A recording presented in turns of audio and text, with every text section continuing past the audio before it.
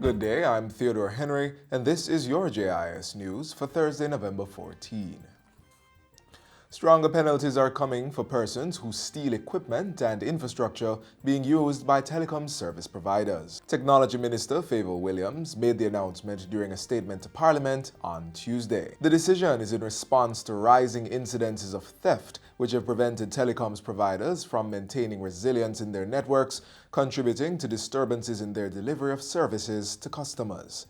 Minister Williams says government will be enhancing the existing policy and regulatory framework to protect investments in the sector and ensure more reliable connectivity for customers. As a government, we must move more swiftly, and I commit to working with my colleague ministers to strengthen legislation such as the Larceny Act, the Malicious Injuries to Property Act, and yes, the Scrap Metals Regulation.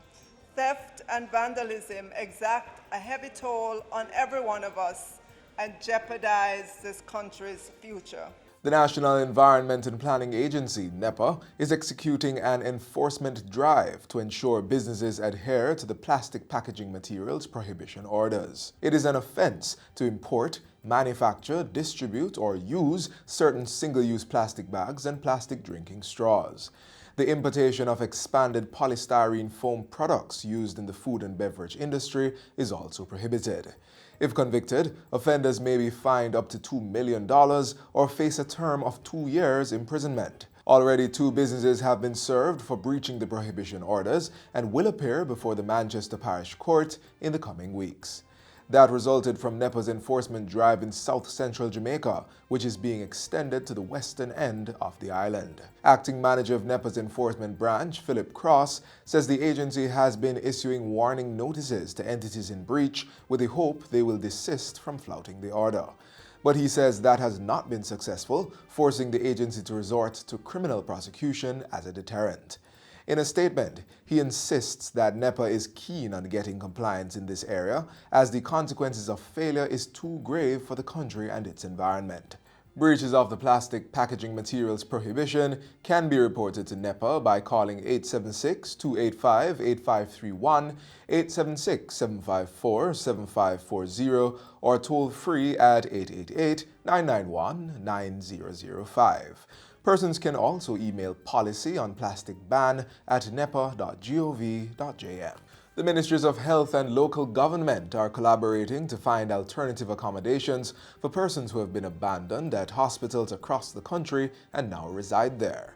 Residencies will be constructed on the grounds of infirmaries as one of the solutions to house hospital patients who have not been collected by relatives. Local Government Minister Desmond McKenzie says this will help to free up needed bed spaces at hospitals.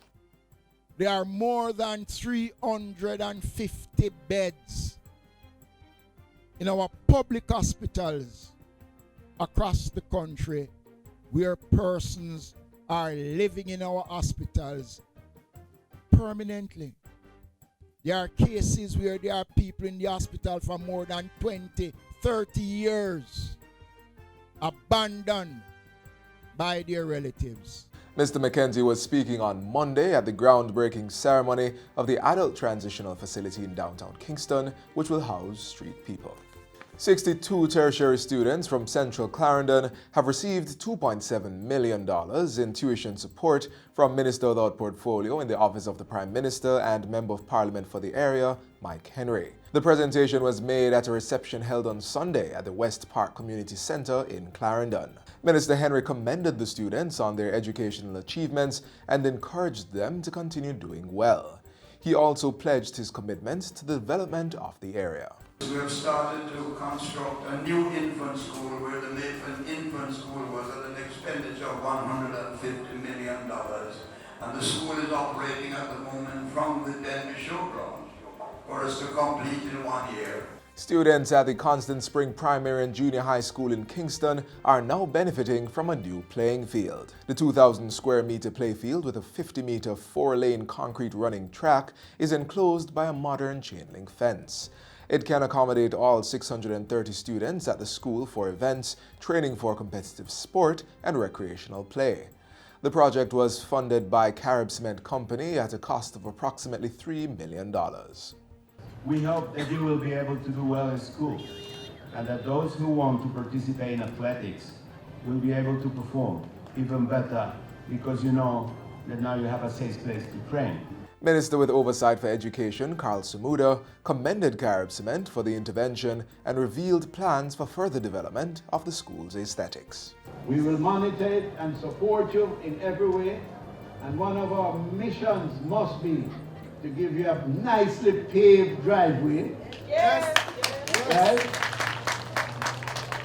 To paint the buildings inside and out, and to repair all those broken windows. And finally, Culture Minister Olivia Grange has been elected a Vice President of the 40th session of the UNESCO General Conference, which is underway in Paris, France. Minister Grange was elected Vice President in her absence, but she departed the island yesterday to participate in the General Conference and to meet the UNESCO Executive Board. The minister's election follows her just concluded successful 2-year term as chair of the UNESCO Committee on Conventions and Recommendations. She was also re-elected as vice chair of the Culture Committee of the Organization of American States. The 58-member executive board is responsible for the overall management of UNESCO. Jamaica is serving the board on a 4-year term, which will end in 2021. And that's it for JIS News Today. I'm Theodore Henry. Thanks for watching.